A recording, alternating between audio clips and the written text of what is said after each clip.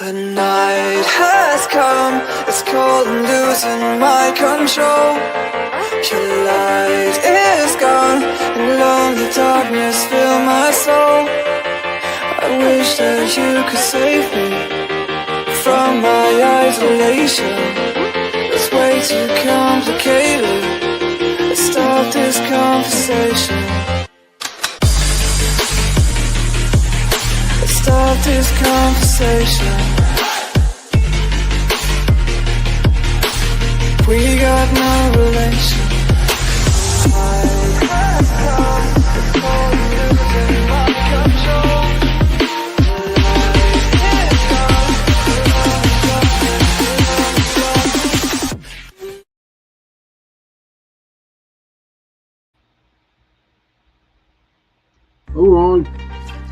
Hi, and welcome everyone to Ethereal Encounters Unveiled. Today we are broadcasting live on the United Public Radio Network and the UFO Paranormal Radio Network, 105.3 on the Gulf Coast and 107.7 FM in beautiful New Orleans.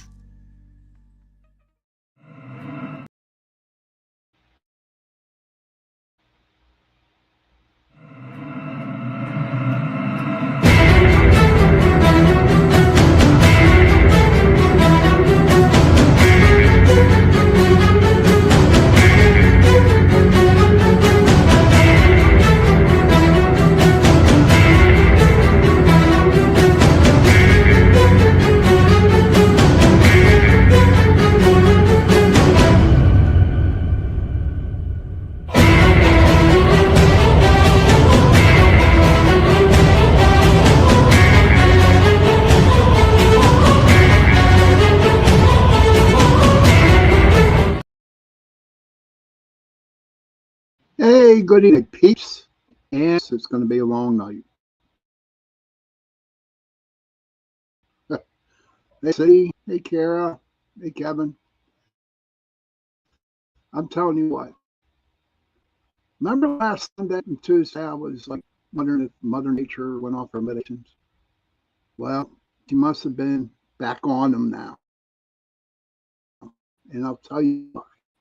Okay. It's like 85 degrees here in Pittsburgh, and it's hotter than hell.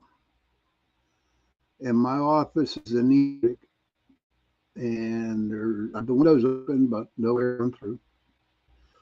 And I guess the humidity is like making my computer not do what it's supposed to be doing.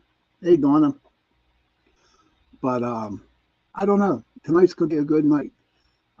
I came up with the idea to talk about my 4 favorite investigations that I have done since I've been with PPS, since I started. And I picked 4 out, but you know what? It might go to 6. I have most of my investigations were the best. Okay.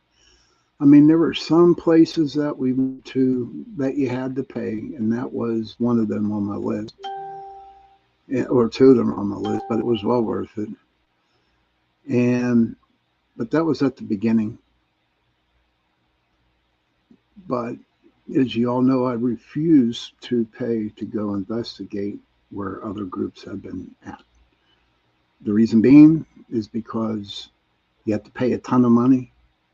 Second reason, there's over so many people that went investigating into certain locations, okay, that spirits kind of know what you're there for. And so I refuse to. I keep telling people, and this is so true, okay, that I go to Kara's house and I can find ghosts. I can go to Donna's place, Cindy's place, Kevin's place, find some ghosts. Yeah, absolutely. No doubt. And that's why I refuse to pay. But I want to thank UPRN, Talk Radio 105.3, Mississippi 107.7 New Orleans, for me to give you 2 of the week, Sunday night. Remember, everybody, it's 8:10. And as you can tell, my internet's off. I guess it had to do with the heat, you know. But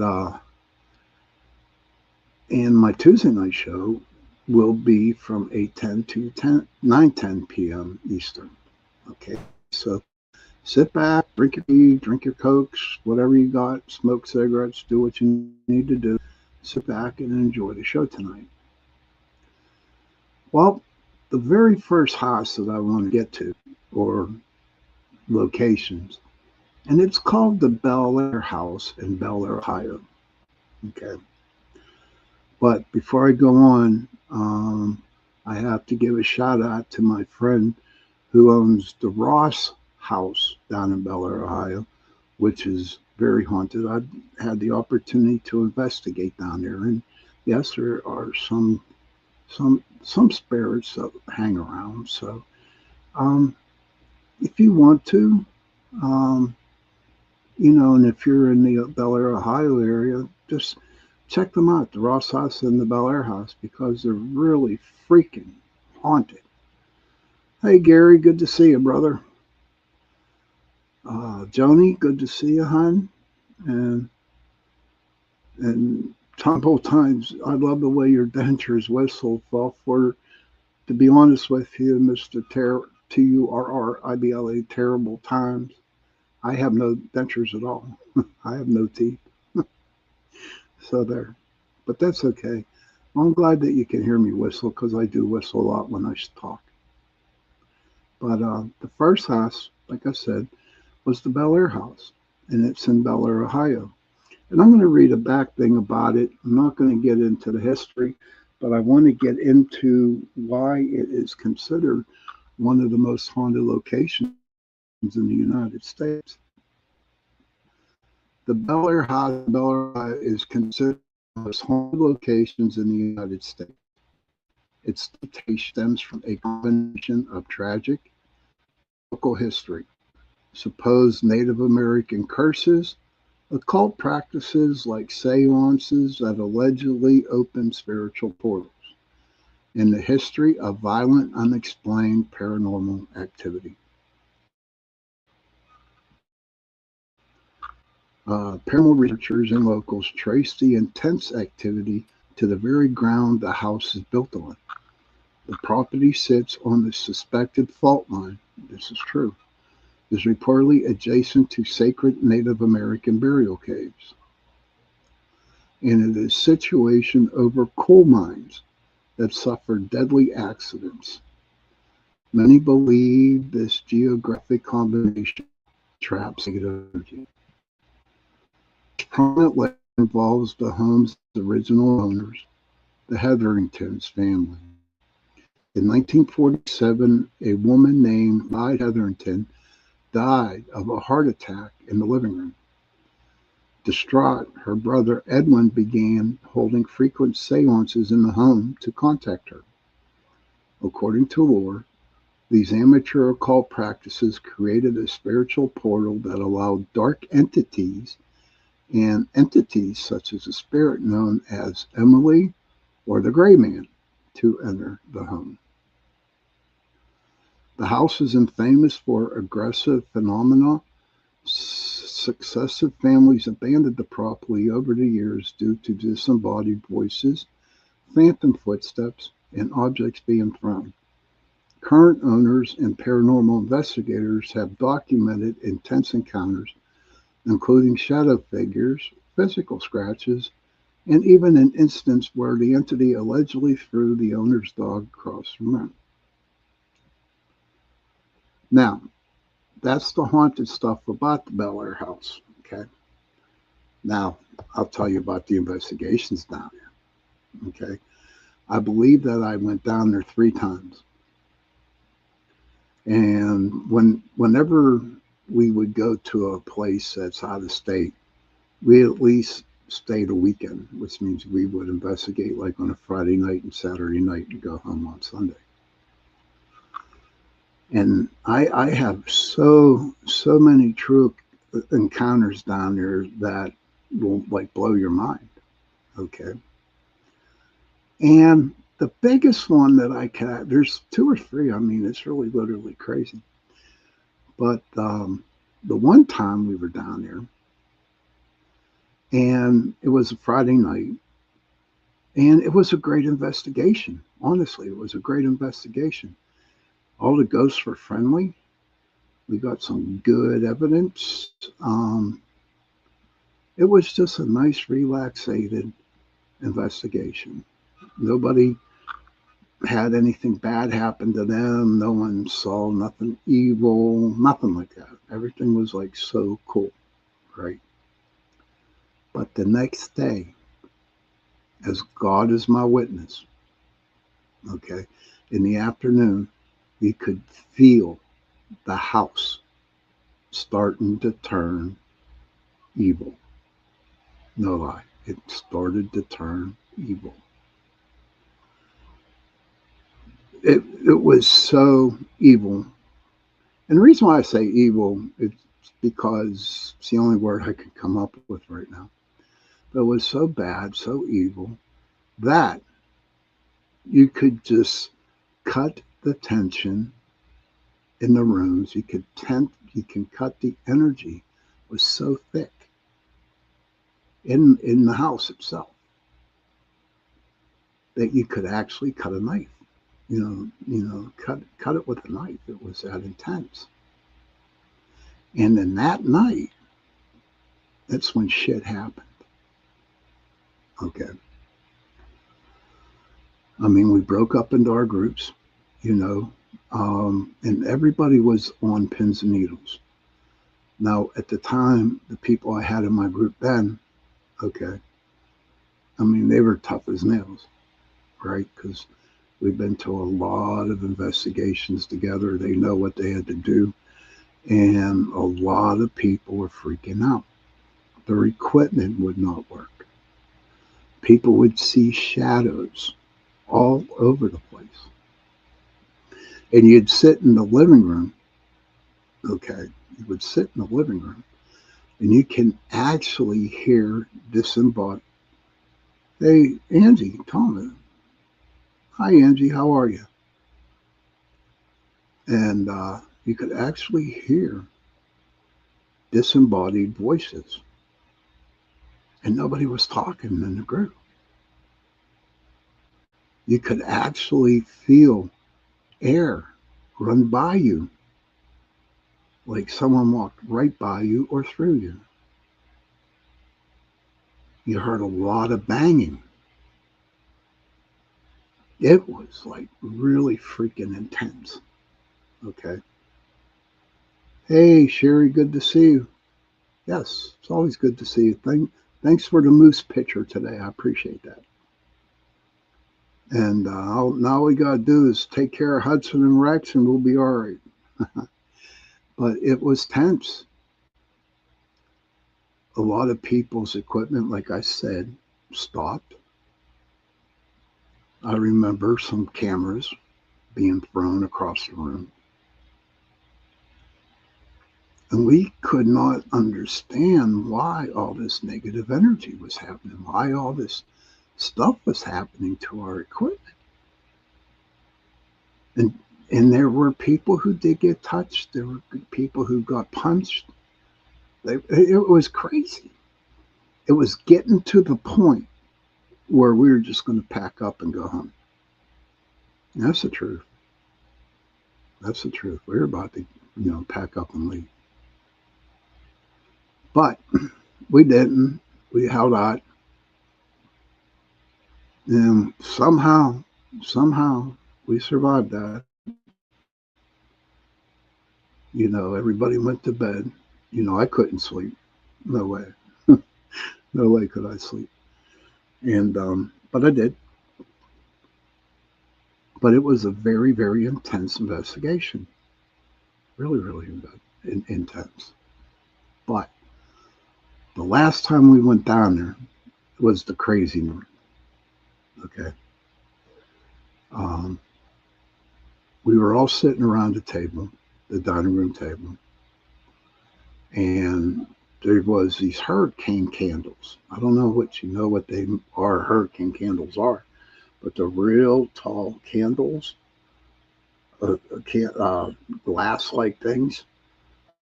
like a glass, a big long glass, and it had a candle in it, you know. And so we lit it, and we were just looking at the candle, and just like just looking at it. And then one of my group members, we were thought, Edwin was in the room with us because we can feel him. We could feel Edwin. And my group member said, Edwin, if you are in here, hey, Squatch Man, Edwin, if you are here, blow out the candle. I have video to this, but I don't know how to put it up on the screen. I said, he said, Edwin, if you're here, can you blow out the candle? But don't burn yourself as you're blowing out the candle. And the candle went out by itself. Yes, it went out by itself. What I'll do is I will post it on my Facebook page. So if anybody's out, wants to go look, I'll have it posted by tomorrow morning about the candle going out. Blew me away. Blew me away. Okay. Blew everybody away. The candle just went out. It was like, and you could tell there was no way in hell that we could actually blow that candle out. There was no way in hell. Because the flame was like halfway down this glass. There's no way we could have done it. And it just went off. That was like really, really cool. Hey, Michelle, good to see you. And then that night, okay, my cousin Roy and Augie, they had a bedroom. Okay, their sleeping quarters was like right below the attic. Okay, so what they did was they set the video camera, toward the attic door. And so they went back out investigating. They just let the camera run. So they, when they got home, they looked at the camera, the footage of the video camera, and you can actually hear footsteps coming down the attic steps. You can actually hear the steps coming down. And you can actually see on the video that someone was trying to open the door, but they could not. And they tried for a good 5 minutes. They tried to open the door. You could see the door jiggle. And when they realized that they couldn't open up the door, you could hear them walking up the steps, stomping on the steps back up to the attic. And I remember that we went up to the attic with a bunch of us. We went up and we were sitting around up there. The attic was beautiful. But you had that really weird feeling about the attic. And then another group member, he took a picture like right at the steps, top of the steps. And it looked like one big major angel. No lie. The wings were wide open. It was tall. Okay. There was no mist going up there. There was no fire, no air going through, nothing like that. But when he took this picture, and he had the top of the line gear too, his cameras were. And what happened was it just dissipated. It just went away. He took the picture, and then he took a couple others, which he could actually see the angel in it.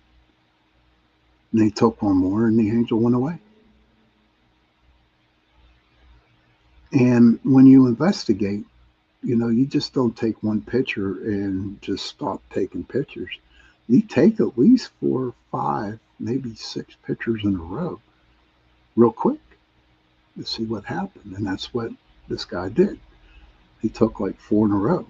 You could see the angel actually as you saw the angel, and as you could tell as the pictures went forward, you could actually see the angel move away until it got to the fourth. And then me and the guy, we went down to the cellar. Okay, this crazy part. Okay, so we're down in the cellar, and he's sitting where I'm sitting on the chair. He's sitting on the chaise lounge,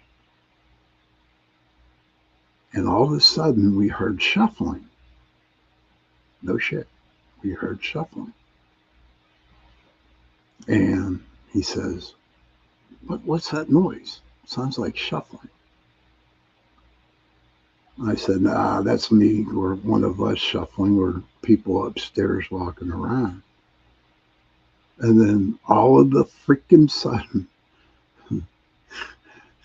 this thing, whatever it was, okay, came at this dude. This dude was big. He was a big boy. Scared the living crap out of him. He fell out of the chaise lounge and landed on me. Yes. And I have never in my life been so afraid. Seriously. I got scared. I admit it. I get scared. I got scared. And I think what scared me most was the big guy falling on me. But this thing came right at him. And so that was it for me for the rest of the night. Okay. So I went upstairs. Thank God there was a nurse there. And, my pulse was like going crazy. My blood pressure was going crazy. But later on in the evening, my cousin, Augie, and Roy, and I forget who else went down there with them, but they went back down to the cellar. Okay. And when they went down there, they all said it was like they were walking into a portal. It felt like they were walking in clouds, like the Matrix is what he said they were, the Matrix. They couldn't understand it. They didn't have no idea where they were coming or going. Kind of like freaked them out. Now, the interesting thing is that Sunday when we were leaving, they have a book down there. Okay. And Roy, he drew what he saw down the cellar. Okay. What he drew down the cellar. What he saw, he drew it on a piece of paper. And it looked like a duck. Okay. It looked like a duck. A duck's face, and I forget what the body was, but it was crazy, man. And so what happened was they went back in that book. Somebody drew the picture what they saw down the cellar. This one. And it was the exact same thing. A duck. Or a guy with a duck face. And that just like blew us all away. It did. And then that night, I forgot to tell this story, but at the night, as we were going down, there was a group that was down there 3 weeks before we actually went down there. And they actually forgot a flashlight. And there it was down in the cellar. It was turned off. And we got this on video too. It was turned off. And all of a sudden, the flashlight turned on. It just turned on. You can hear a click, and you can hear the light. See the light come on again. I was like, this is like so cool.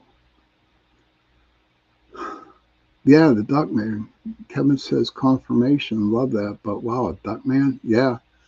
So I have no doubt. You know how I I I think and talk about demons, and that house, the Bel Air house, is brutally, brutally haunted, and it has a demon down in the cellar,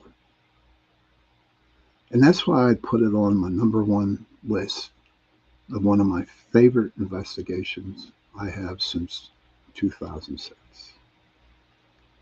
It is below the half. It's 8:35 p.m. It's time to take a break. Okay, everybody, remember this is a 2-hour show tonight. Okay, so do what you got to do. Have a cigarette, Julia. Okay, yes, Julia, good to see you, hon. Julie was down there. Yeah, thinking about bringing it, coming back up. Talked to Roy the other night. You know, we're thinking that he wants to start the group back up again. It's kind of like twisting my arm, But don't worry, Joel. We'll get a hold of you. Absolutely. But Jolie was down there that night when the big boy fell on top of me, and we talked about the duck, you know. Um, but okay, we're going to go on a break, all righty. And when we come back, we'll go to story number 2. And on that note, everybody, go smoke a cigarette, go to the bathroom, do what you got to do, and I will see you in a couple minutes.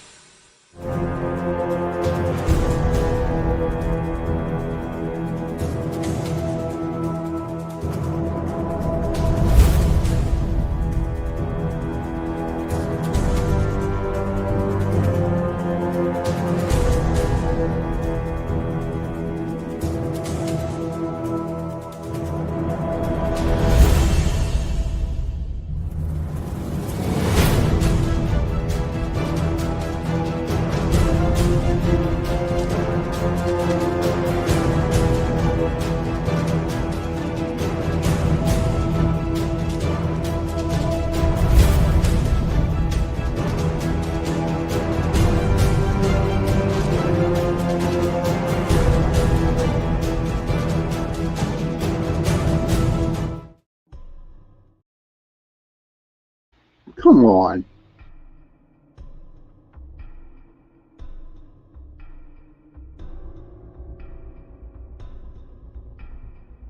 Welcome to Don't Whistle at Night podcast, where Navajo legends echo in the shadows. Darren and Dawn will guide you through the sacred fire of native storytelling, where the old stories breathe, the unknown walks among us, and voices, long hidden, rise to be heard. And remember, don't whistle at night.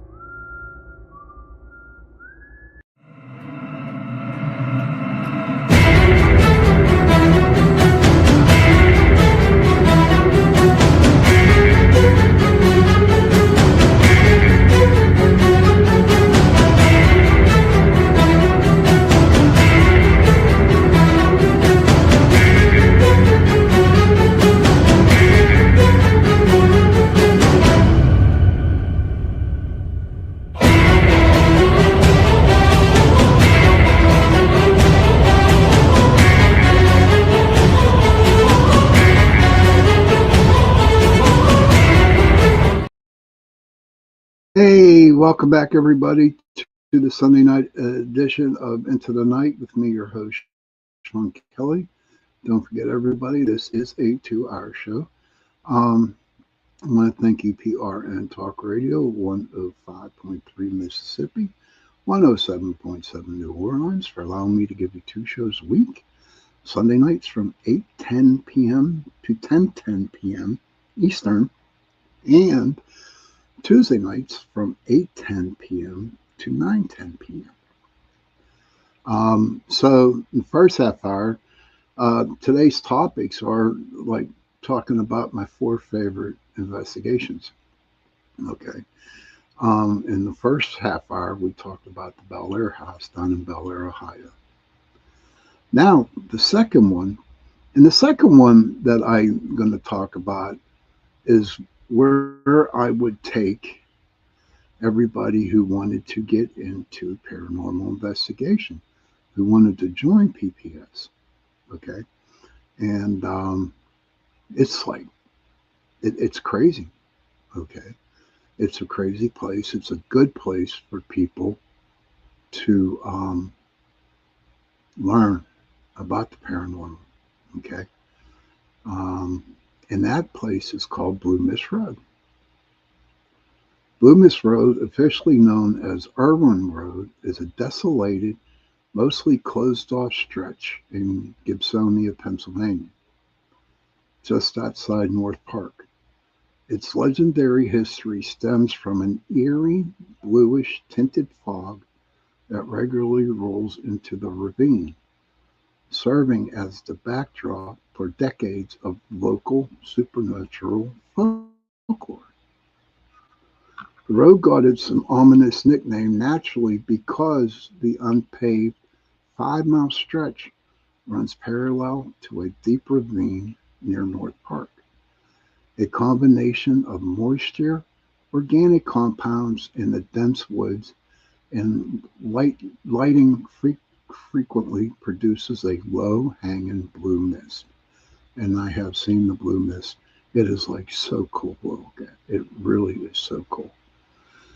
Because of its isolated, creepy atmosphere, the road was accumulated a heavy catalog of urban legends and ghost stories, none of which have any traceable basis in actual historic events. The Hanging Tree. I saw the Hanging Tree. It's a gruesome legend claims that the road was once the site of the Ku Klux Klan meetings and lynchings. That is true. Legend says, "Hey, Buck, good to see you, buddy." Buck, all right, brother. Thank you for popping in. And yes, the Ku Klux Klan did hold meetings back there, and yes, there were lynchings. Legend says there's a large oak tree where if you park underneath it and honk your horn 3 times, you will see ghostly figures hanging from the branches. Well, that's a bunch of horseshit because right there, you can't get to that tree because it is blocked off. It's blocked off by a real thing, what they put on the side of roads. And you can't get back in there with a vehicle. You just can't. You could probably get back there with a bike, but no, that you can just like I will debunk that method. This is what they say on AI. But no, you just don't honk your horn. You can't get back there, but you can walk back there. And we did an EVP session. We ran the K2 meters around that hangman's tree. Okay, the hanging tree, and there was so much activity there.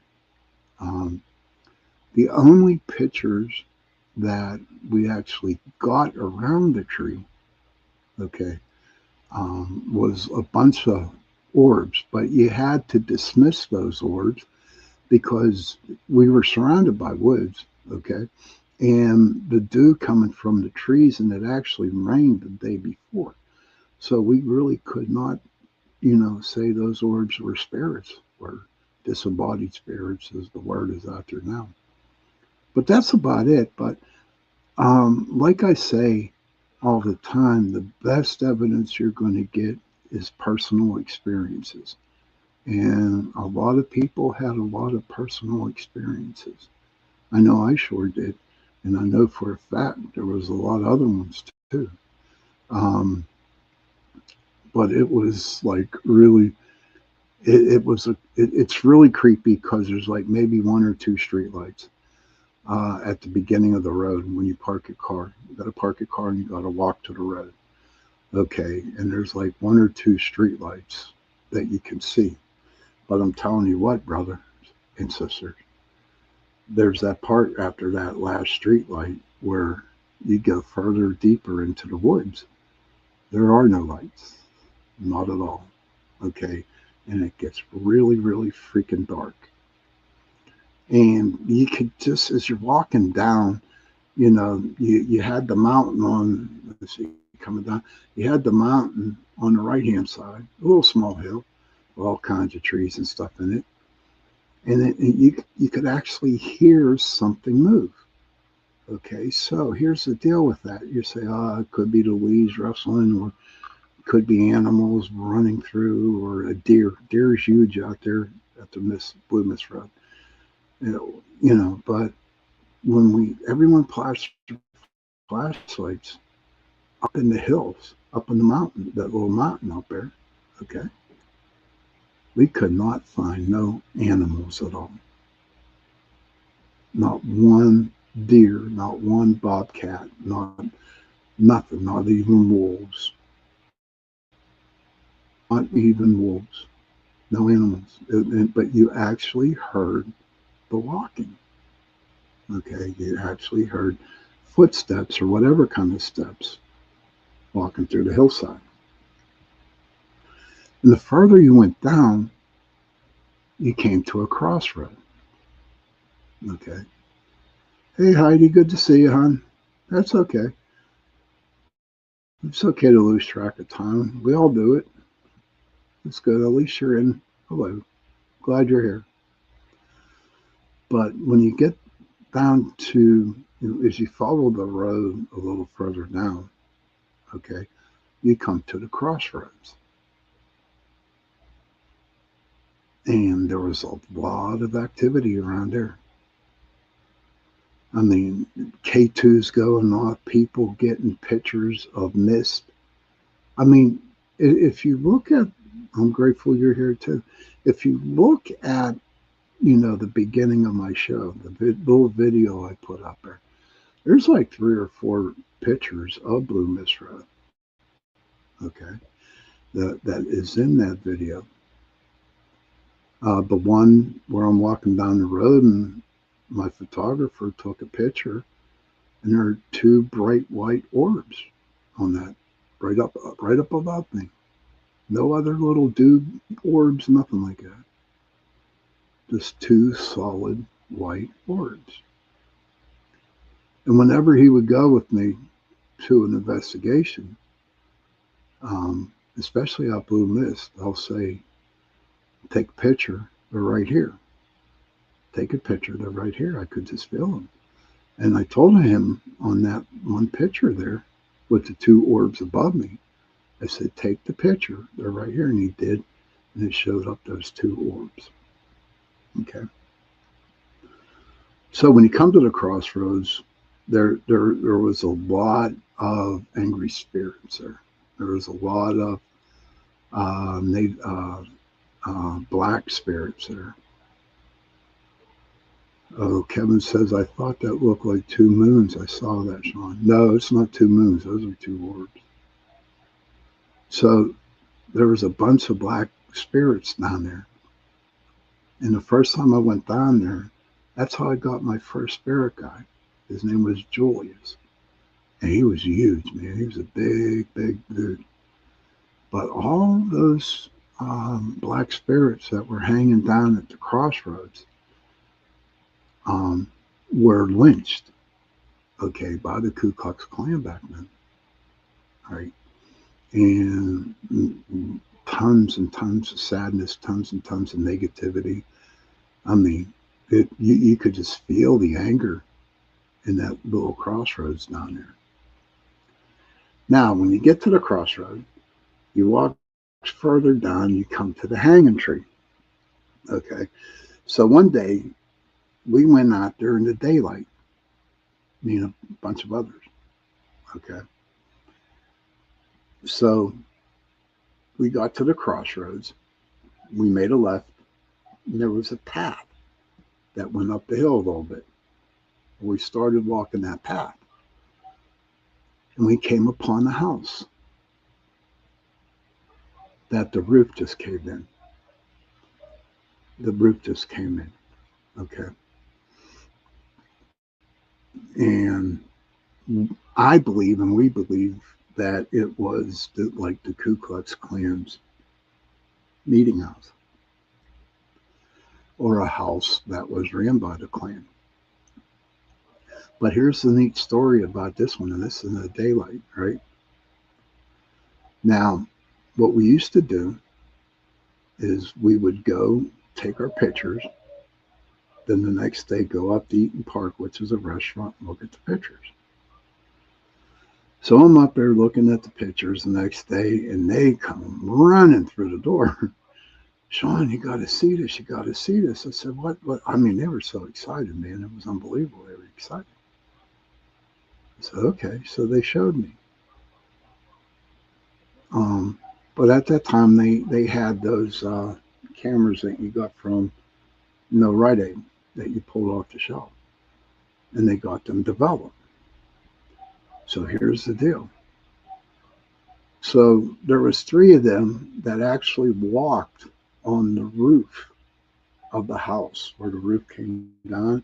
There were 3 of them on the roof, and some guy took a picture with the camera and took a picture of them standing on the roof, right? Now, so I said, so I'm looking at the pictures, blah, blah, blah, the whole 9 yards, okay, blah, blah, blah. And I said, okay, so what is so exciting about these pictures? They're just like normal. And they said, do you remember when we were standing on the roof? I said, yeah. And do you remember when Carmen took the pictures? It was Carmen. And what happened was when they got the pictures developed, there was no pictures at all of them standing on the roof. They were blank. Total blank. I mean, there was nothing in the negatives. It was totally blank. I was like, whoa, this is insane. And I remember Carmen taking a picture of them when they were standing on the roof. But when they got the pictures back, nah, the pictures did not exist. That was crazy. And then Carmen's boyfriend at the time, he went up the hill a little bit, and we were talking to him. And I just snapped a couple pictures. So after he came back down, we looked at the pictures, and he wasn't there. And this was a digital camera. And he wasn't there.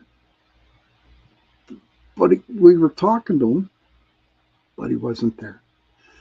It felt like around the house and around where he was at, it was just like this one big wall of solid something that would not let us take a picture of people there. Yeah, pictures missing. They were totally blank, Kevin. Totally blank. It was crazy. Usually, if you don't get nothing on the camera, at least the negative will come along with it. But on the negatives, Kevin, they did not show up. Hey, Kason. But Blue Mist is in my top 4. Okay.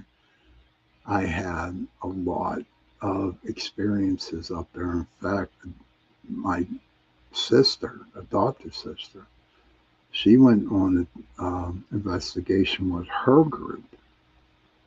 And her son, Johnny, okay, he's like my little nephew, and when Johnny talks and he sees something, he'll tell you. But what he saw was a Wendigo. I wonder if people know what a Wendigo is.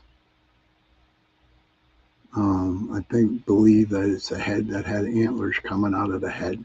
Big thing. And he called me up at 2 in the morning and he said, Sean, I saw a Wendigo. And I cannot, being in the business for so long, if a person saw something, they did. And so I believed him. So, of course, I had to go out to see if the Wendigo was there. Not that night, maybe a week ago, week after that. But I could not find anything about, if there was a Wendigo there. But I will tell you this, okay? When you walk down that path, when you walk down that road, and there's just so much shit that happens down there that it could have been. They also claim no full moon, buddy, no full moon. But they also had, Satanists down there that performed rituals. They did. You could see it written. All kinds of bad stuff happened down there. A lot of things. But it's like my favorite go-to if I am jonesing for an investigation. I will go out the Blue Mist Road. And when you go the Blue Mist Road, make sure you take somebody along with you. Don't do it yourself.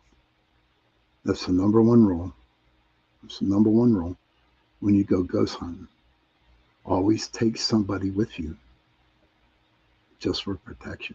I mean, it got so bad down there one time, down there at the crossroads, okay, that you didn't get no signal on your phones.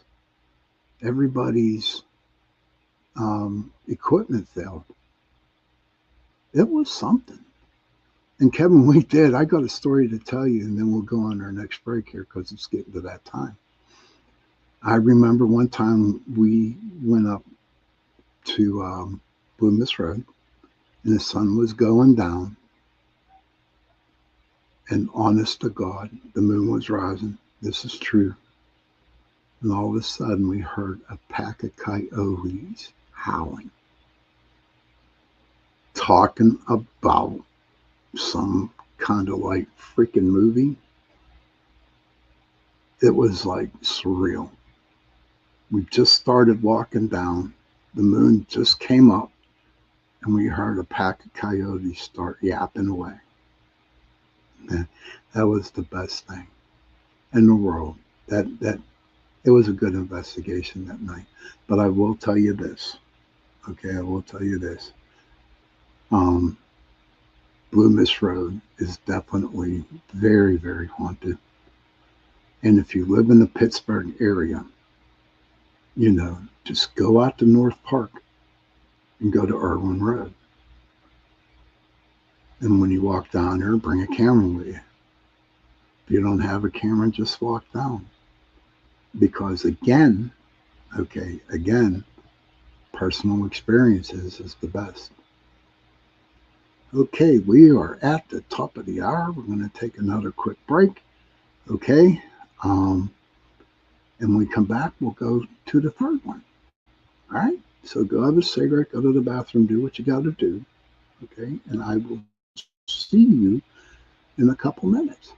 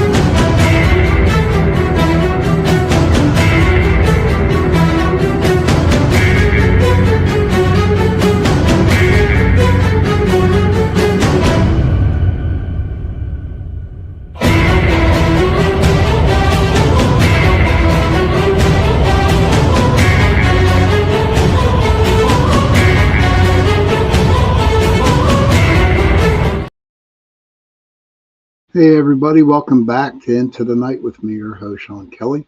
We are talking about my four favorite investigations that I have been on. And I've been to some of these places more than once. And each time that I went to them, it got a little better. The first half hour, we talked about the Bel Air House. Thank you, Heidi. The Bel Air House over in Bel Air, Ohio. Then we just got done talking about Blue Miss Road. And you can look these places up on Google, and you can get similar understanding about how haunted these places are. Now, the third place is the third place that I've gone to that I really, really, really enjoyed, that I really did get a lot of evidence from. And it was like my first time ever paying to go somewhere. Okay. And I've gone there about 8 different times. All right. But I have no problem paying for the place to go investigate. And the reason why is, you know, they don't keep the money for themselves and make a profit out of it. What they do is they restore the mansion like it was back in the 1900s when it was first built, and it looks beautiful. It really, really, really looks beautiful. I mean, the rooms are exactly how they were back when they first built that mansion. But the place I'm talking about is called Prospect Place, a 29-room mansion in Trimway, Ohio. Was built in 1856 by a botanist, George Wilson Adams. Its haunting stems from its dark history, including its use as an underground railroad station, supposed occult rituals, the tragic deaths of locals and railroad workers in the basement, and a slew of unsolved legendary murders. Okay. Now, I don't know if anybody knows what the Underground Railroad was back in the 1800s, 1860s, when slaves would run away from the plantations down south. They would go through the Underground Railroad. And Prospect Place, um, it was people who were sympathizers with the black people, and they were sympathizers. And in Trimway, Ohio, uh, it was one of the places that the slaves would actually feel safe to be. They'd give them, some food, some clothing, whatever, but they helped them free the slaves that come down from south up to the north, right? Um, and the Adams are really big into the railroad down in Trimway, Ohio, and this is where Prospect Place is at. It's Trimway, Ohio is a little small community. It's called Dresden, Ohio, too. And it's a little place, not too many houses. Um, you're like one of them towns called, them towns where everything is happy, happy, a happy town, I guess. I can't think of the word. And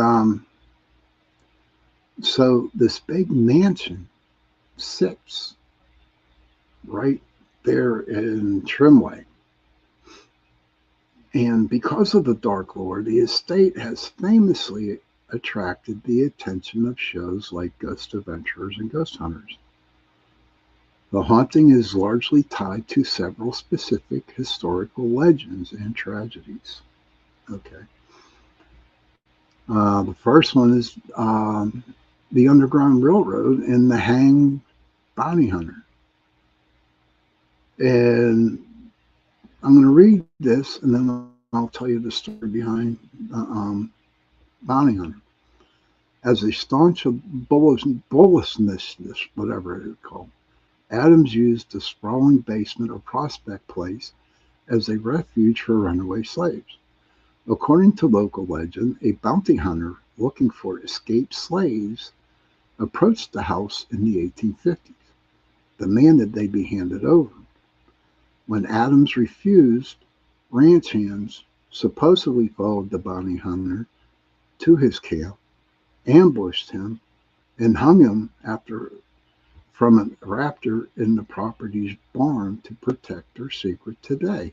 The barn and basement are the most active areas for paranormal claims, with visitors reporting shadow figures, sudden temperature drops, and feelings of dread. Okay. And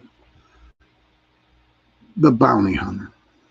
And when you go to the barn, I remember walking into the barn for the first time. Okay, they had benches out. And again, you could just, I mean, it was like I want to say in the 70s down there. But once you walked into the barn, it dropped to the 40s. And you could just feel anger. You could feel a lot of negativity. And you could actually feel the presence of the bounty hunter. Okay. You can actually see the raptors where they hung them from. And we got a lot of good evidence in there. A lot of good personal experiences. A lot of good mist. You know, not so much the orbs. Again, it's outside.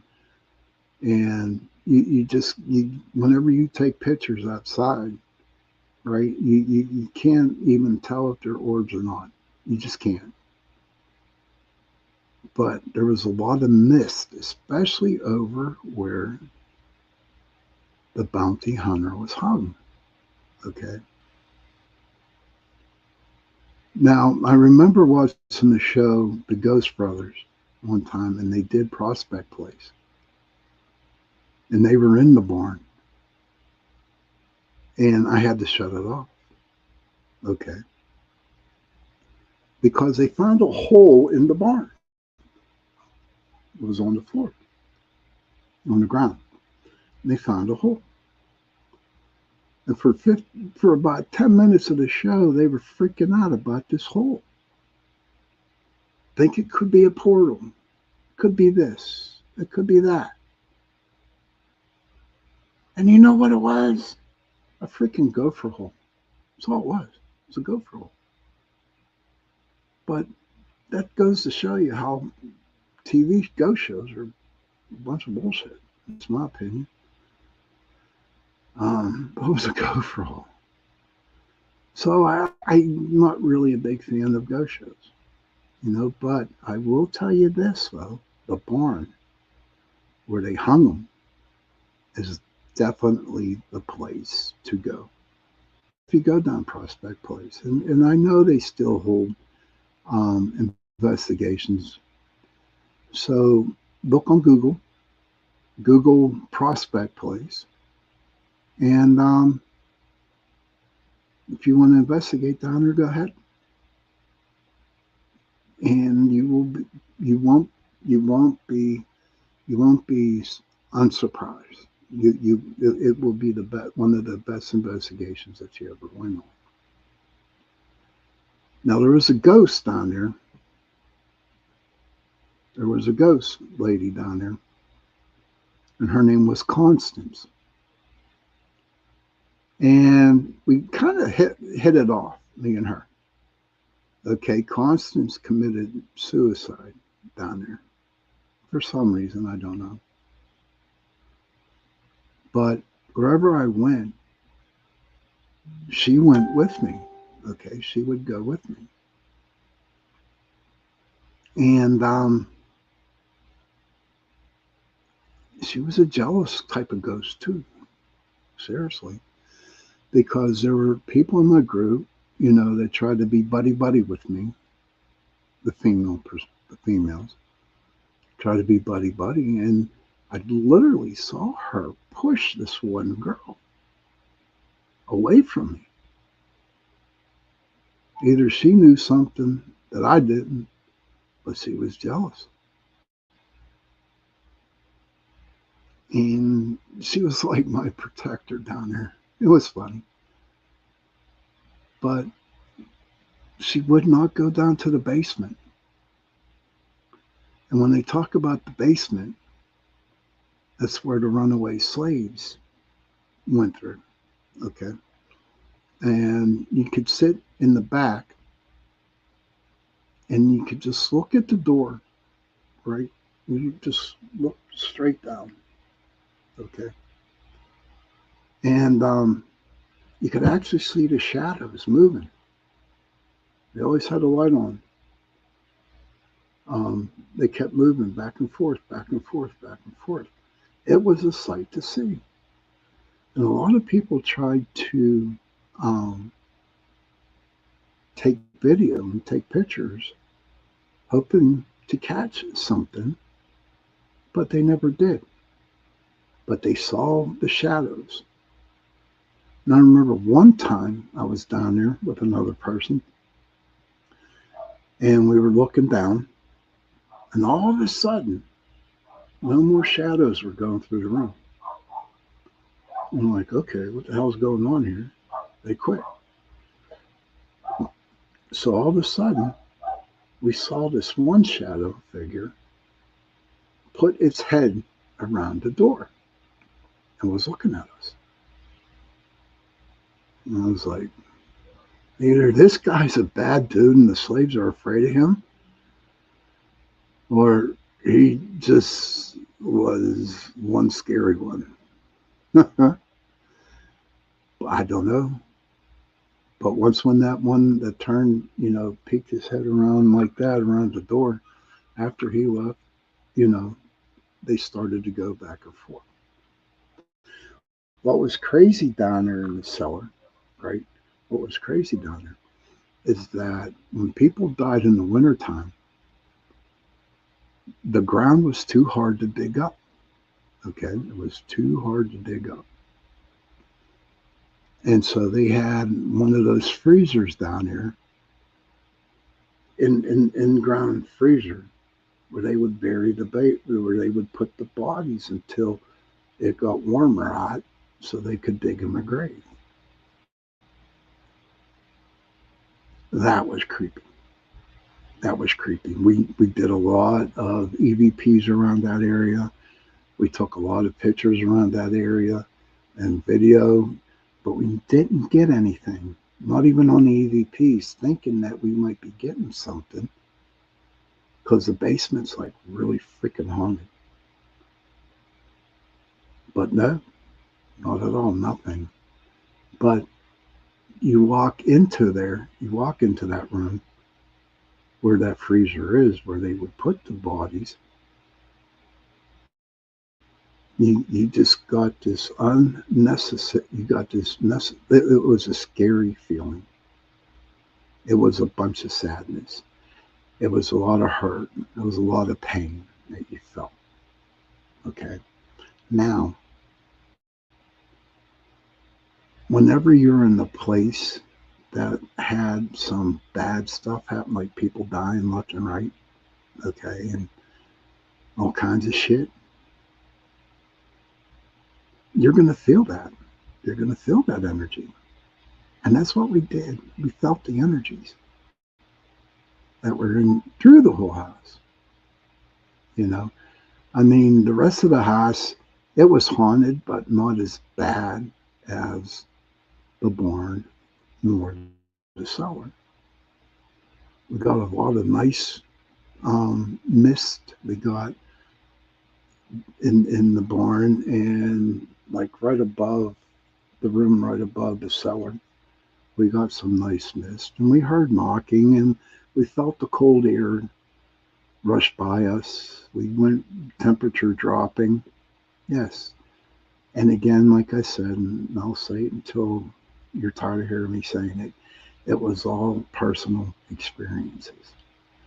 And upstairs in the attic, okay, on Ghost Adventures, or was it Ghost Adventures? I'd forget. But it was a dance floor. Okay, it was a dance floor. And there was a cross on the wall. And everybody thought that was the gate to hell. All right. I mean, if you want to Google, the attic or the dance floor at Prospect Place, they'll give you a better backstory about it. But there was no damn portal to hell. It wasn't even really freaking haunted. Nothing. But everybody that went down there before we went, they're saying, "Oh, you got to go to the attic. You got to go to the attic. You got to go." We went to the attic, and not a damn thing happened. Now, the little spirit boy, okay, the little spirit boy, he did come up one time, and one of my investigators were actually rolling the ball with him.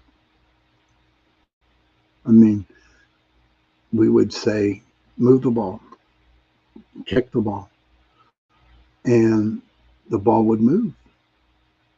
Okay. But whenever we tried to get, some evidence of the ball moving by itself, he ain't no dummy. Okay. He ain't no dummy. He wouldn't do it, but he was up there. Um, what other kinds? Prospect Place. Ah, that's about it. I've gone down there 8 times. It's a wonderful place. It's beautiful now. So if you're in the area down there, please go down and investigate. You'll have a great time. I want to do a little short, place that we went to. This is funnier than hell. Let me tell you something, guys or women, okay? If you're trying to scare your girlfriend or your boyfriend, okay, if you don't want them to be in your life anymore, don't do this, okay? So we went to do an investigation at an apartment building, okay? Because this girl, man, she kept emailing me saying, "There's ghosts in the house, there's ghosts in the house, there's ghosts in the house." I was really creeping her out. Okay. So we went there and we set up the equipment, we set up the cameras, and we're talking, and her boyfriend walks in. Okay. He walks in. So we set out a little shot glass. We set out a little shot glass on the counter in the bathroom. Ladies and gentlemen, this is a true story. This is true. And so as we're all talking around, for some reason he grabbed that shot glass. Okay. He grabbed the shot glass and he took it into the bedroom and he put it on a nightstand. So we're there sitting, talking, and all of a sudden this dude screams like a banshee, screaming, "Oh my God, oh my God, that shot glass, it's in here now, it's in here now." And we all run into the bedroom, right? And sure enough, there's a shot glass. Okay. Yeah. Right. So we all run in and we saw the shot glass on the night table. Okay. He says, "Whoa, wow, we had one camera going in this way, and you have one camera going this way." Well, the dumbass, and that's what he was a dumbass. Okay. Saw the camera. Okay. So he tried to avoid the camera that he saw, right? He avoided it. And then we came in and turned the lights on, and he goes, "Look at this, look at this shot glass right here. It came from the living room into the bedroom." And say, "You're full." I'm thinking, "You're so full of shit, it's pitiful." And he said, "Well, I can guarantee that if you look at that camera, you're going to see it, somehow being put on that nightstand." And then a group member turned around and looked at him and said, "Well, what about this camera right here?" And that's all she wrote. We busted him. "Yeah, dumbass. We busted him putting the glass on the nightstand. I'm the one that had to tell her what he did. I don't know if she's still with him or whatever. I do not know. All I know is that he was seeing another girl on the side, and he wanted her out of that apartment so bad so he could bring this other girl in. True story. True story. Went out of his way to do it, and we busted him. But you should have seen his face when the group member looked and said, well, what about this camera? He said, holy crap. Oh, the guy was busted as hell. But so if you're trying to break up with your girlfriend and your boyfriend, okay, seriously, don't do it. Don't go that way. Back to Prospect Place. So another one was adding to the dark history and the mysterious disappearance of George Adams' son-in-law, William Cox. Cox, who was married to Adams' eldest daughter and had heavily invested in the estate, vanished without a trace at the turn of the century. His disappearance sparked rumors of foul play, and it is widely believed in local ghost lore that his restless trap soul wanders the halls of the mansion as punishment for his misdeeds. And that's possibly true. It could be that William Cox. Or could be a spirit of a slave that's wandering through the house. Who knows what it could be? I will be honest with you, still with you, that it is a very, very haunted place. The young girl, the other apparitions and occult legends, a young girl who reportedly died in an accident on the property could not be buried right away due to the frozen winter ground. Remember I was telling you about it. So she was kept in the cold basement. Her phantom is frequently seen playing in the servants' quarters. Never saw it. Be honest with you, I never saw her playing in those servants' quarters. George Adams, the ghost of the mansion's original builder, has also been spotted pacing the main staircase. Never saw him. Dark energies. Some paranormal investigators have claimed that illicit occultists and Satanists used an upstairs room at Prospect Place for rituals, supposedly opening a dark portal that contributes to the residual uneasy energy. Hey, Bob, Robbie, good to see you. Good to see you, my friend. Me and Robbie grew up together, my best friend. But that's what I was talking about. It was a dance floor.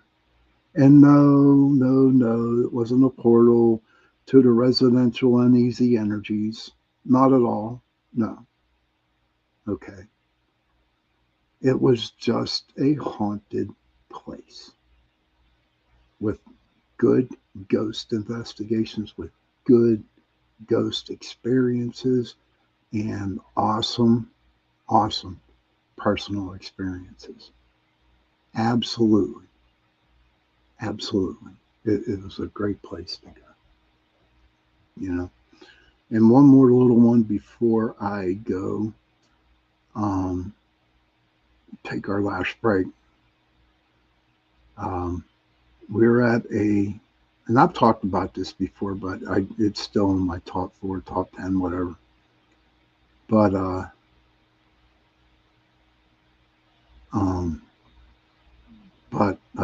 the other one was we were in a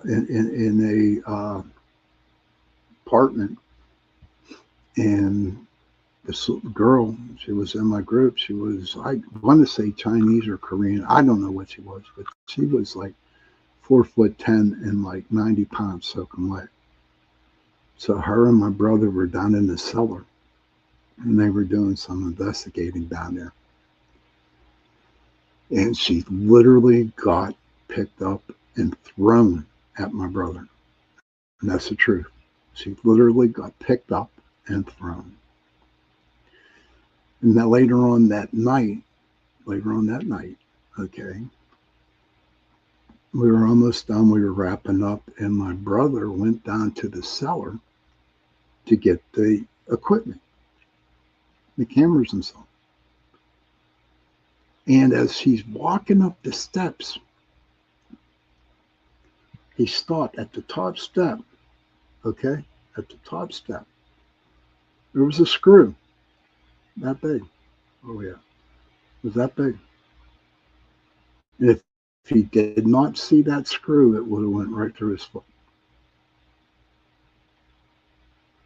So those were like the creepy ones, the creepy investigation. That was a dangerous investigation. Oh, it's Chinese. Okay, Kevin. I don't know, but she literally got picked up and thrown. Yes. That was a good investigation. It was scary. Yes, it was a good one. But we are at the bottom of the hour. Okay, Matt, we're going to do a couple more breaks here, a couple more promos, and then we'll come back and finish up the show. Okay, thank you for hanging in there, everybody. So I will see you back in a couple minutes. Who haven't we played yet? We haven't played this one yet.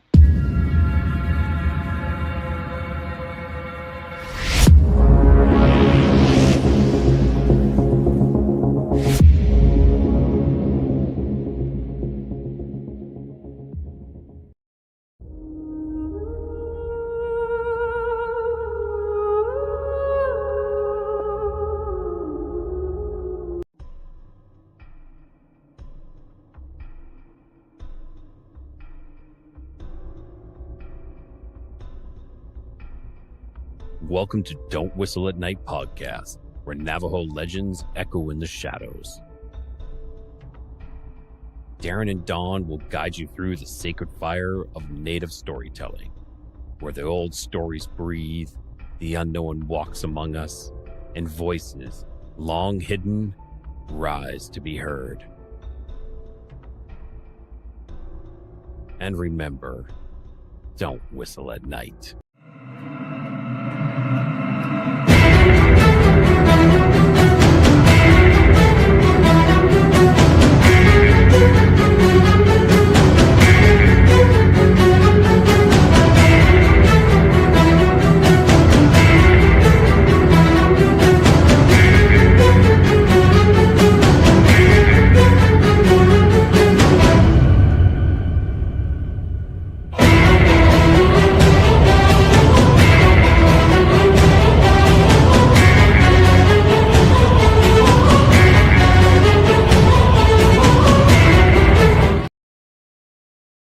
Hey, welcome back to the final segment of Into the Night with me, your host, Sean Kelly.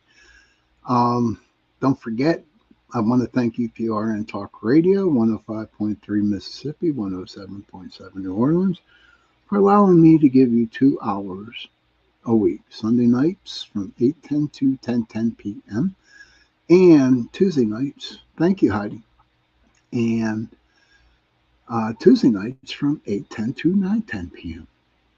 So we were talking about my favorite places to investigate.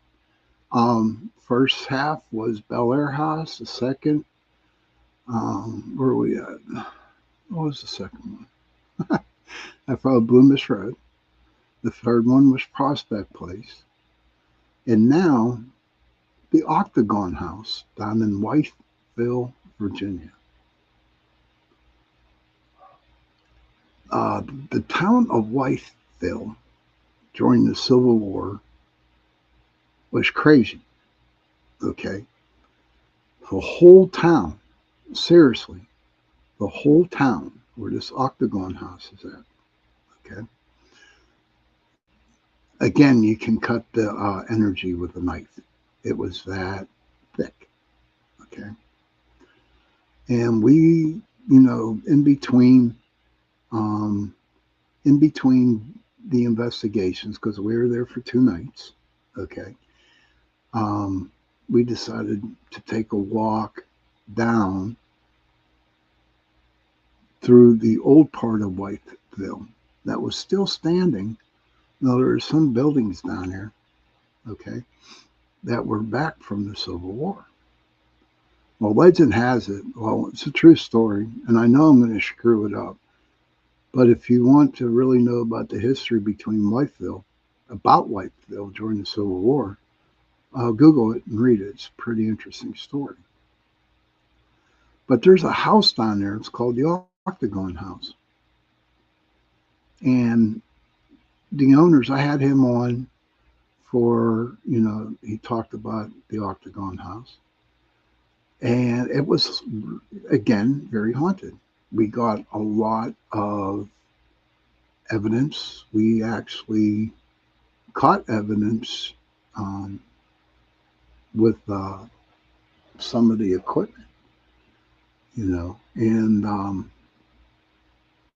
that we had. Right now I'm drawing a blank. I'm tired, so I forget what the equipment was. But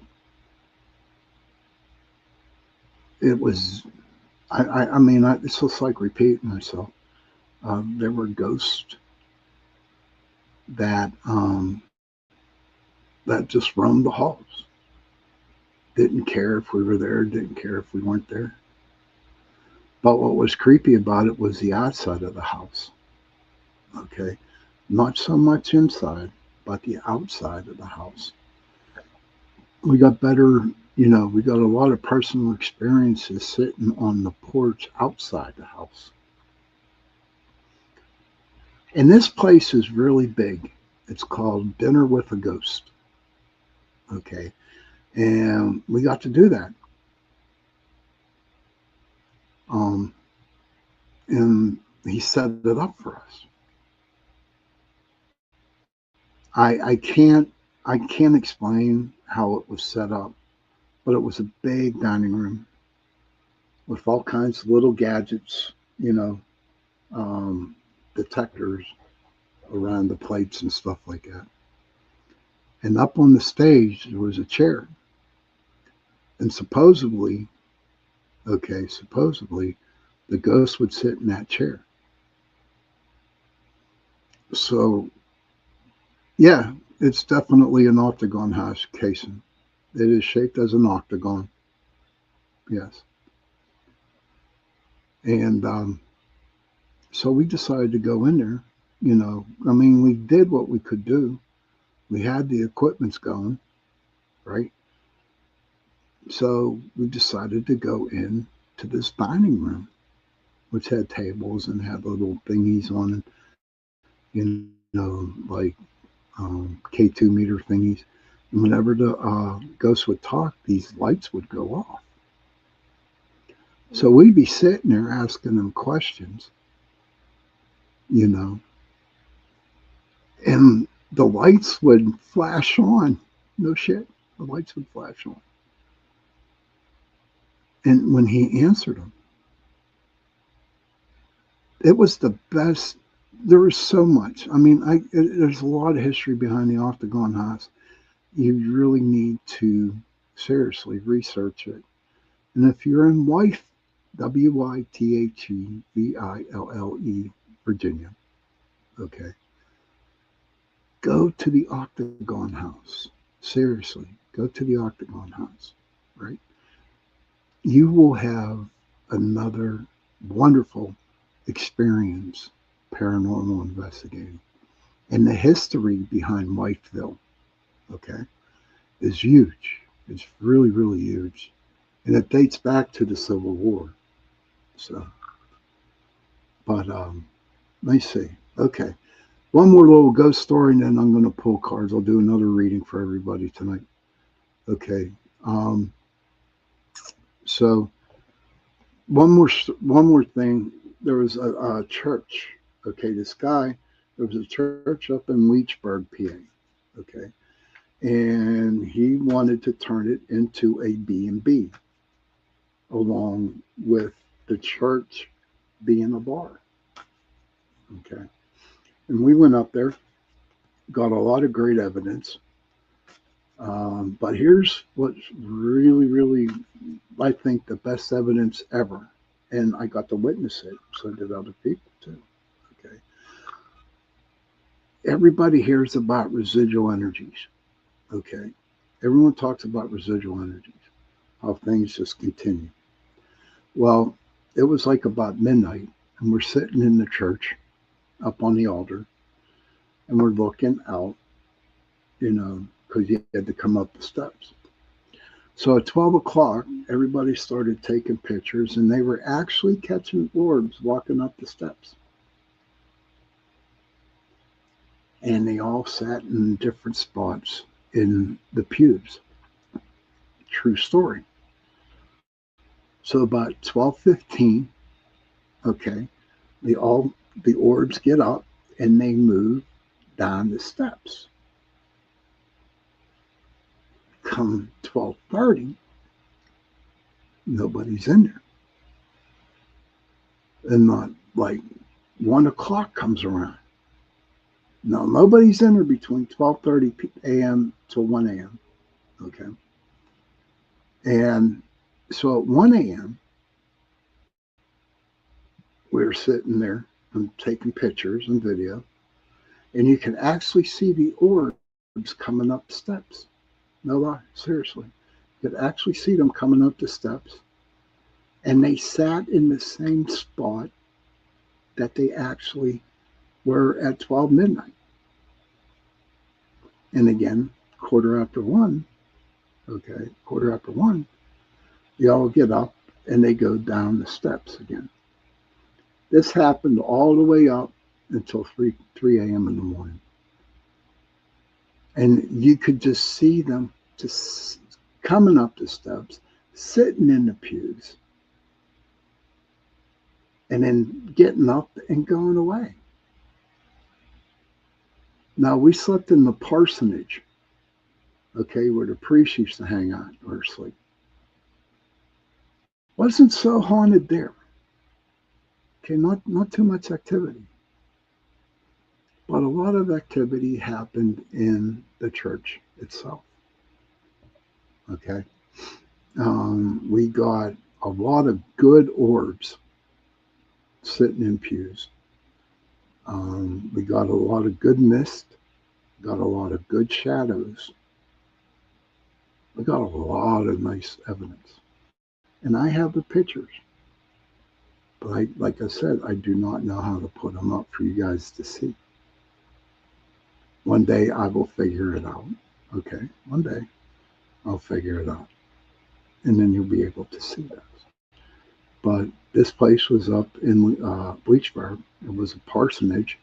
And it finally turned into a bar. The church finally turned into a bar. And the parsonage turned into a B&B. So, but we got to go there just to give it some clout. And it was a great investigation. Now, all the investigations that I have gone on, that I have did, were all good. I learned the history behind the places. I got to speak to the clients that we talked to. Okay. And it was just an eye opener. An eye opener to see, and what I have learned in the 30 years of investigating. I learned a lot. I have one quick story to tell you, and then we'll pull a card. Over on the north side of Pittsburgh, going up a hill, I got an email from this lady, and she said, "Can you call me?" And I said, "Sure." So I called her up. I said, "What's going on?" She goes, "Let me tell you this story." I said, "Okay." So one day, it was a big house too. It was a really, really big house. So one day, she was working downstairs, and her daughter was in her daughter's room. It was like about 3 or 4 years old. And all of a sudden, she didn't hear her daughter moving around, so she got nervous. This is a true story. So she went up to the daughter's room, opened up the door. The daughter turned around and said, "Hey, Mommy, I want you to meet my friend Johnny." And there was no Johnny there. True story. That kind of, I was like, this sounds really, really interesting. So we went over and we did a walkthrough.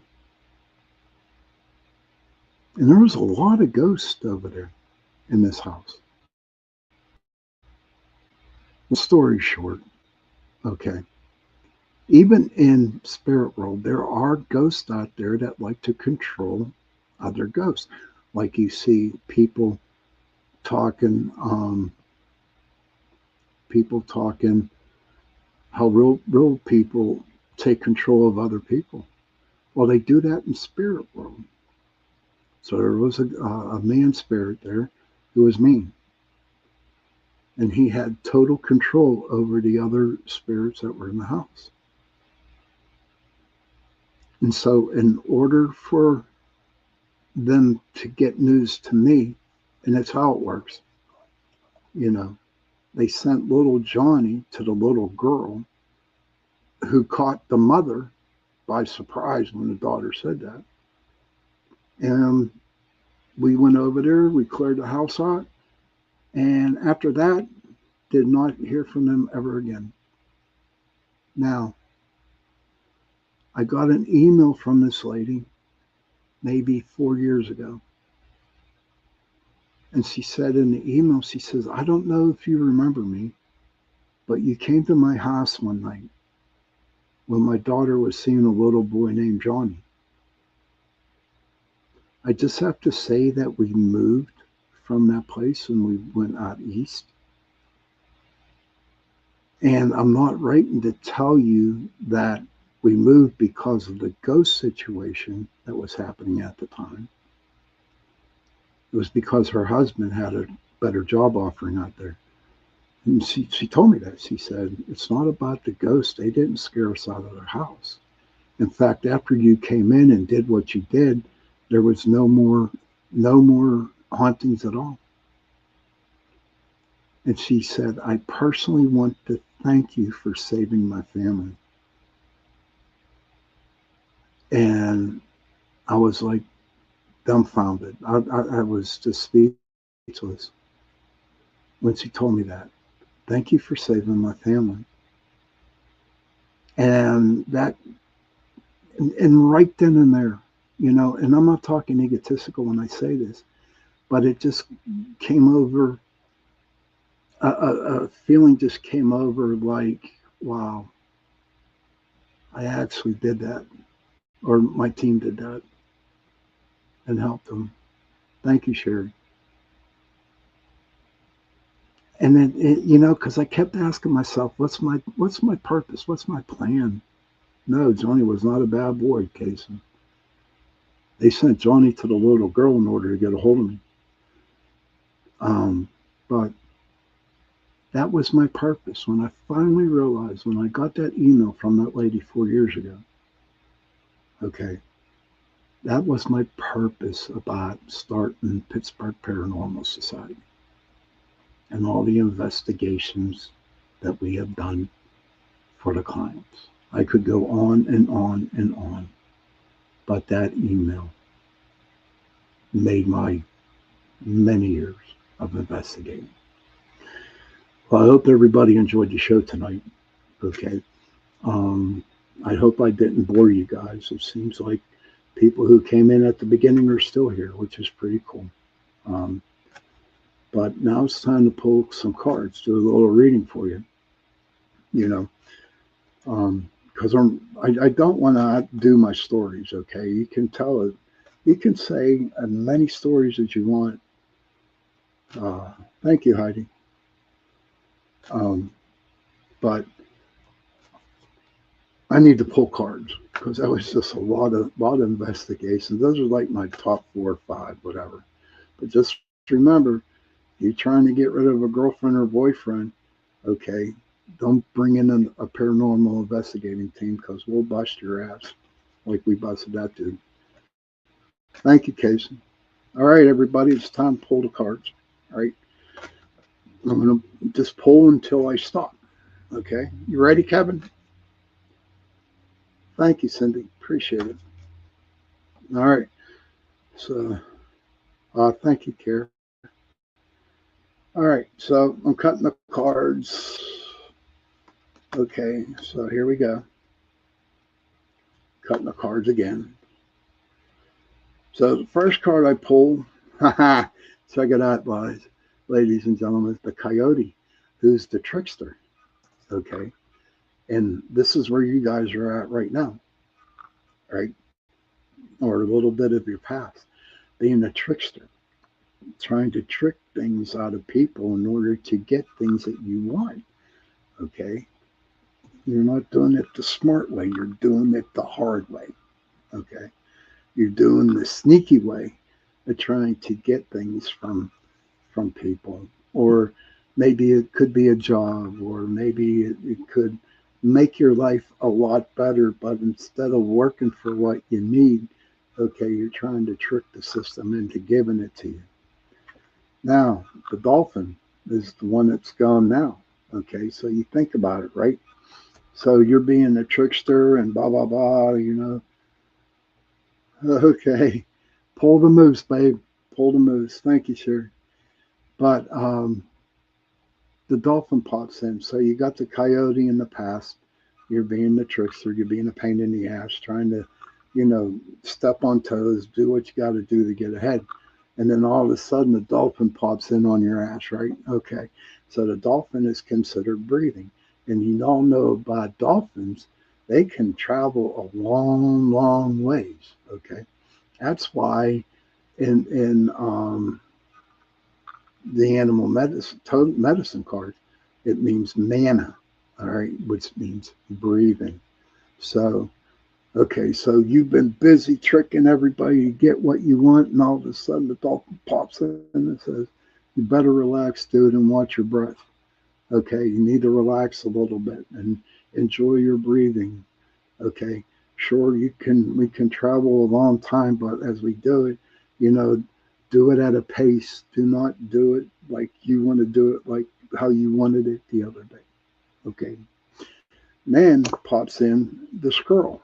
Oh, this is so fitting in, Heidi. I'm telling you, it's fitting in. The squirrel. Okay, what does the squirrel do? It gathers all the nuts for the wintertime. Okay. Okay. So the squirrel's gathering all this information that the trickster was trying to do. Okay. But um, but the squirrel snatched them up. The squirrel snatched all that shit up that coyote wanted to do, and squirrels, they like to bury their acorns, they like to bury their nuts. So, and usually whenever that happens, they forget where they put them. You know what I mean? And so the squirrel took all that shit the coyote did. Okay. All right, Kara, good to see you, hon. Have a good night. Thank you for popping in. So the squirrel, hiding all the night nuts. And then, my favorite. And then you got the wolf. The wolf is the teacher.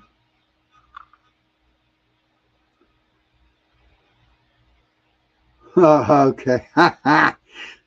Kara said, no, I was talking about when the squirrel gathered all the nuts. I'm gone. That's funny. That's funny, Kara. But the last card I pulled was the wolf. Okay. The wolf is the teacher. The wolf also represents family. Okay. The wolf also is trust. The wolf also is loyal. So basically, starting out as a coyote,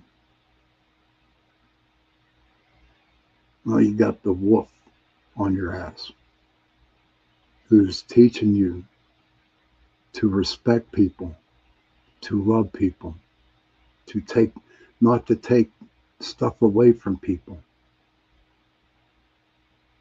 Don't trick people into believing, because the wolf will be right there on your butt. He's going to bite you in the ass. Okay, that's what the wolf is there. Um, I'm going to draw one more. Huh. Then we got the turkey. I think this is the first time I ever drew the turkey. To me, the turkey, anybody else can help me explain what the turkey is? Heidi, according to the reading?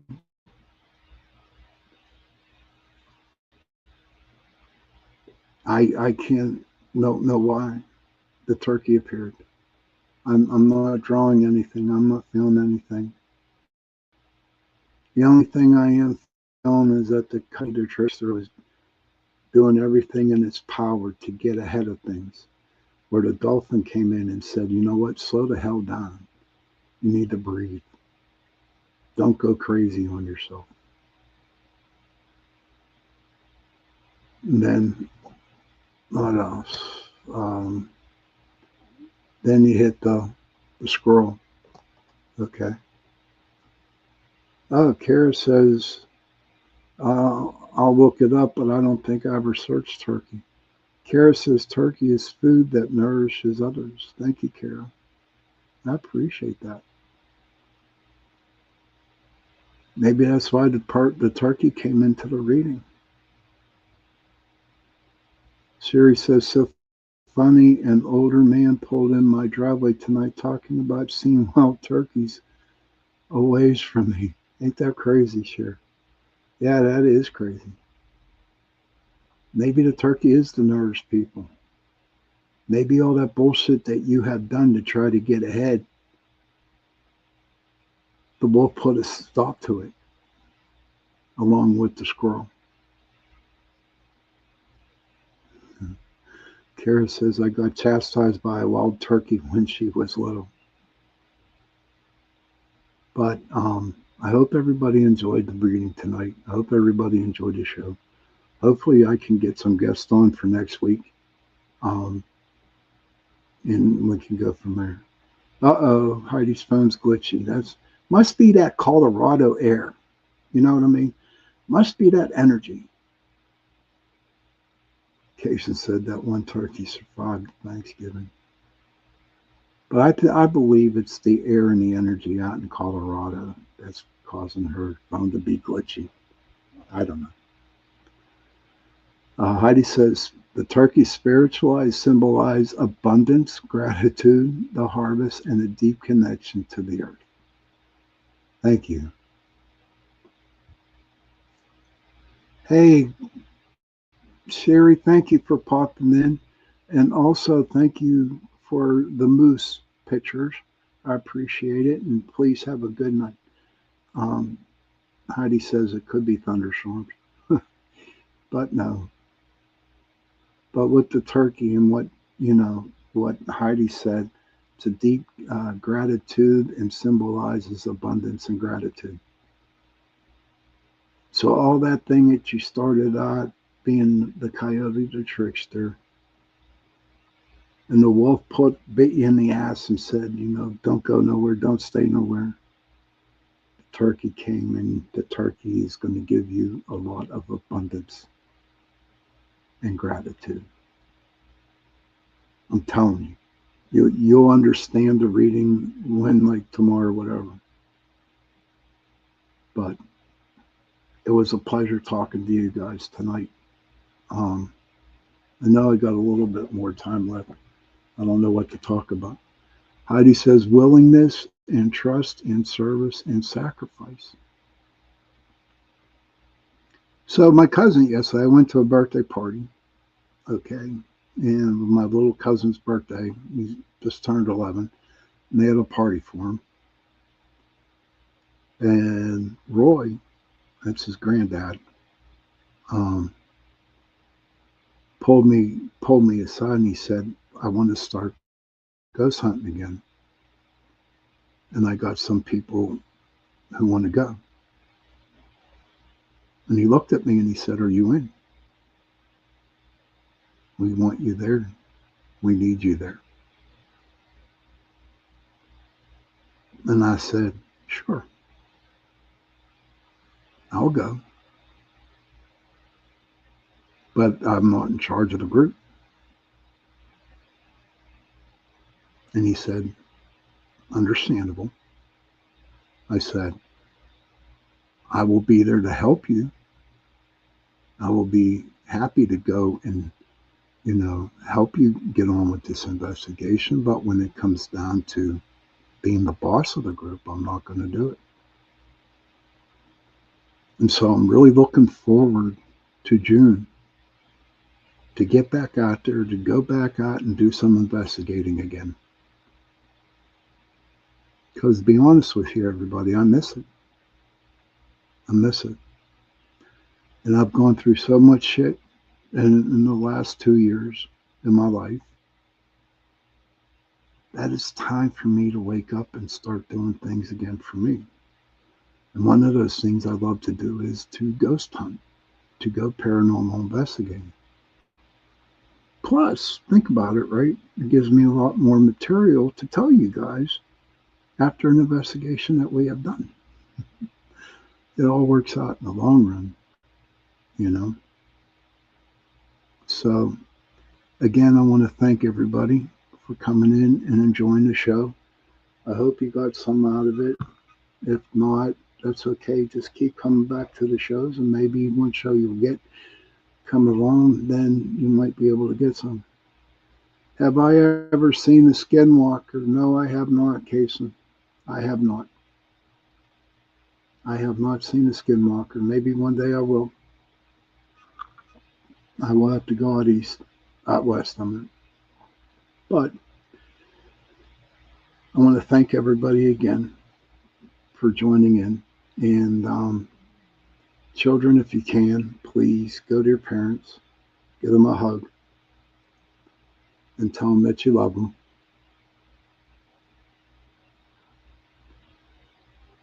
Parents, please go to your children, give them a hug, and tell them that you love them. And if you have no parents, if you have no children, find someone, give them a hug, and tell them that you love them.